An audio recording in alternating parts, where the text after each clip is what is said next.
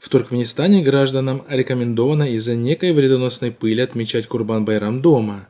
Такое сообщение распространило 27 июля Госинформагентство ТДХ. В эти дни в связи с повышенным содержанием в воздухе вредных для здоровья пылевых частиц рекомендуем использовать медицинские маски, сохранять безопасную дистанцию в 2 метра, а также, ограничив массовые мероприятия в дни празднования Курбан-Байрам, отмечать его дома.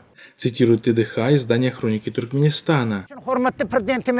Напомним, что власти Туркменистана и по сей день отрицают наличие в стране заболевших коронавирусом, что же стало предметом шуток и издевательств над ложью со стороны режима Бердымухамедова.